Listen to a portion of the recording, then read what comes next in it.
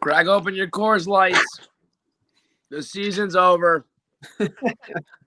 The Cy Young dream is dead. It's a weird night because it's like Jake still pitched his fucking ass off. And who knows, maybe even right now we have a little bit of magic. Like the game wasn't, I mean, it's a 2-1 pitcher's duel, but it does feel like all was lost in a way. I mean, to start tonight, we had to go 7-0 with every other team finishing under 500 for us to make the playoffs. So starting off with a loss, not great. And Jake, it's such a razor thin margin for error when you can go 6 innings and get 10 or 11 strikeouts, and everyone's like, but that's it. So get your Coors Light out. As long as the mountains are blue, you can enjoy yourself and kick back and chill, even if you're ready to pull your hair out and put your Cy Young dreams to bed. We had a 6-pack of happiness to open the pregame today, and now we're just slowly. I know. I had responsibly celebrating. Happy things to watch, and a couple of them unfortunately did not come true. But again, they kind of did. It's not like DeGrom stunk by no means. He had a fucking awesome start, but you just simply cannot have your ERA go up when you're in the middle of a race that is way closer than I really thought it was down to him and Bauer. And then you start to look up at some of these other names, and I was like, oh, shit, wait a minute.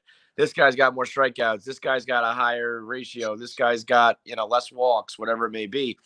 So it's not that, Jake is, not pitching well, obviously. It's just that there's a lot of fucking competition out there right now. I don't know. I mean, I guess there's still a chance, but, you need some help along the way, and you need the voters to kind of get a little wacky with it. They actually kind of wrote me back in when they put up Dickey's Cy Young year. Yeah, 2.73. I'm shocked at ERA. And but I don't think there was. I don't know if I remember correctly. I don't think that season there was anybody who had like a 1.8. I think it was all in the 2s. So in that sense, it wasn't. When you got like several guys in the 1s, and it's just a weird year because everyone's got a great set of 10 starts. It's very strange to have that be the entire body of work. But, man, I'll tell you what.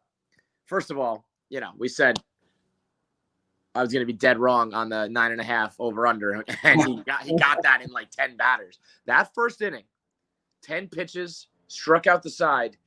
I know that we've seen him pitch in the playoffs in more important games. I've seen him gut starts out that are probably more impressive in the sense of, like, he's working without his best stuff, and he still ends up tossing a gem. But as far as just sheer dominance, I don't think I've ever seen a better 10-pitch sequence. I don't think I've ever seen a better half inning from him. He just blew those motherfuckers away, hitting like 101 on the gun. It was just good morning, good afternoon, good night for all three of you bitches. I know we're all in separate places, and on Twitter, everyone's in their own little world. But if we were at a bar, we'd all be looking at each other like, is Jake going to do it tonight? Like, it felt like one of those new night. He was throwing the dick on the table, and you're like, oh, man, Jake's pissed.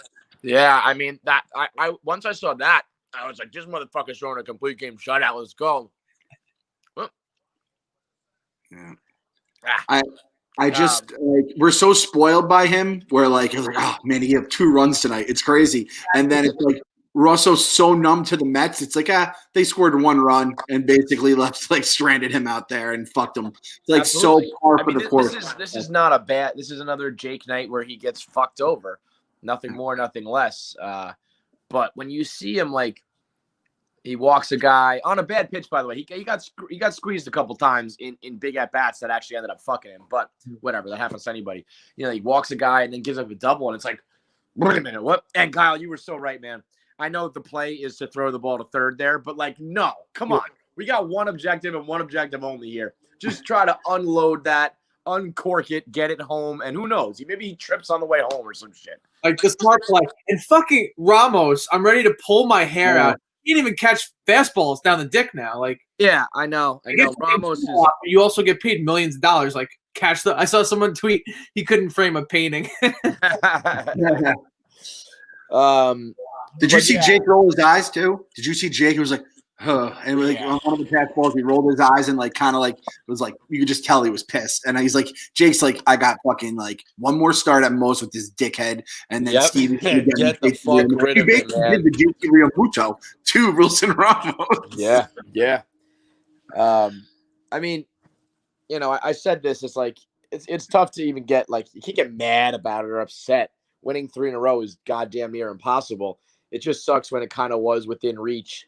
And if he had just done what we've seen him do 75 times in his career, just a couple more times, he probably would have got it just based on reputation and body of work alone.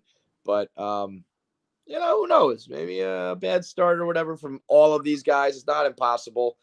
You got a couple quirky things, the dude from the Brewers who had relief appearances as well. I don't think I don't know. But he needs to lead them all in strikeouts by a lot. Yeah, right.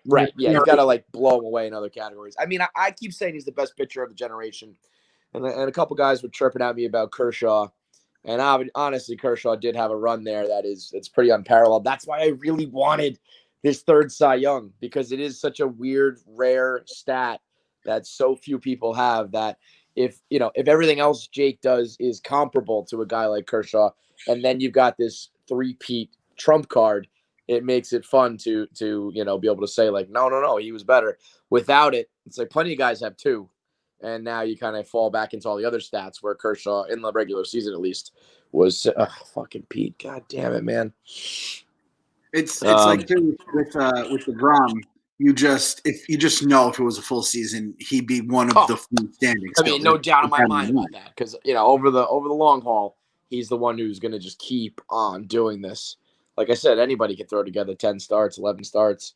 He would do it over the course of 35, no doubt.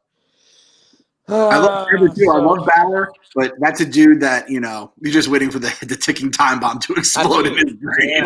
Like Bauer in the middle of a fucking Cy Young run might get tossed from a game or something crazy like that. You never know with him. Yeah, right. So Jake is just gonna go out there like methodical surgeon and just keep it going, but just running out of time. So even if say there's a miracle, amazing. If not, so be it. It is what it is. And then you know what? I'll promise you he's going 3 out of 4, because with a renewed could you imagine him going into a season if he does have that core in place and you do go get him a bat or 2 and he's confident that he's going to get run support, whether or not it actually happens, who knows, because it seems to never happen with him no matter who's playing. But if he could go into the season with the confidence maybe this will happen, we are going to be a good team. We've never seen Jake comfortable. We've only seen him with a razor thin margin for error. Imagine if he was just able to go out there and loosey-goosey just pitch, because he's got a real fucking squad behind him. So 3 out of 4, put it in the books, even if you can't get back to back. As far as the season goes, I mean, so now you got to win all 6, and you need everyone to forget about going under 500. You need people to collapse, right? Yeah, I think we came into the game 2.5 out, and there's 6, and that's not counting where we're going to be after tonight. And there's only one team in the world that could blow that is the 2007 Mets. Nobody else is doing that. So it is what it is, folks. If you were in Consolana with us all these months, there you go. You can put it in the books. If you were in Consolana with us all these months, we knew this was coming. If you are new to if you still had hope right now, this is probably soul crushing. But I can't imagine.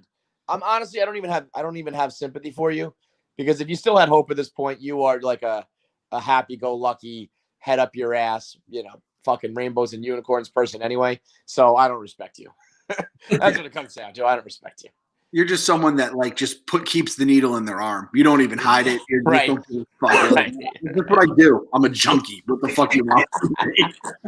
I'm fucking addicted, and I do it every fucking second of the day. What do you want from me? All right. I mean, hey, it's the Rays. There's no shame in that game. They're one of the best fucking teams in baseball.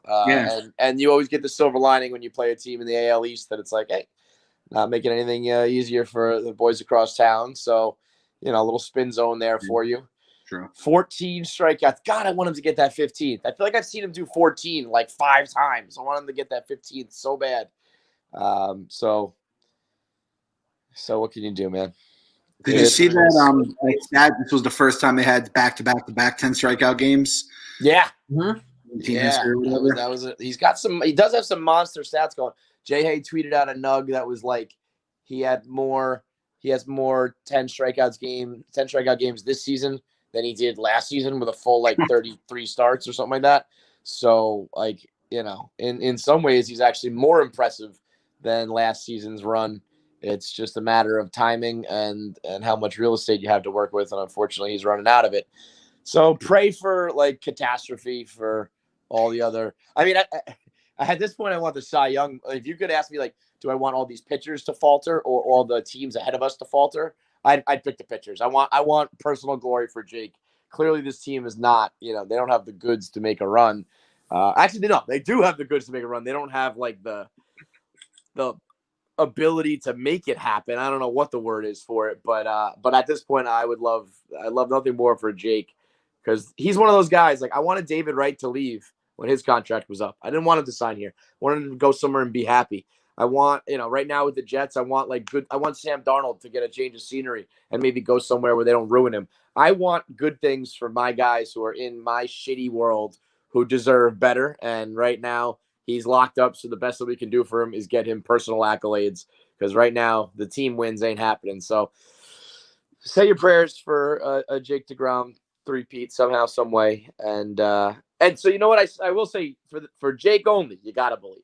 Not the rest of the team. Who knows? He can go out there. What if if Jake DeGrom finishes the season with a perfect game, and these other guys give up a couple runs? If on the last start of the year you go 27 up, 27 down, was that enough? It could happen.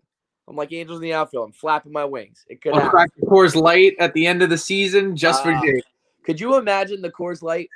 How top one beer of all time is cracking an ice cold Coors Light with a Blue Mountain after going three-peat on them with a Cy Young, just guzzling it down responsibly, of course. Just the perfect beer to chill and the perfect beer to celebrate, something that only Greg Maddux and Randy Johnson have done. For that reason alone, I want him to have a Coors Light moment with his Cy Young.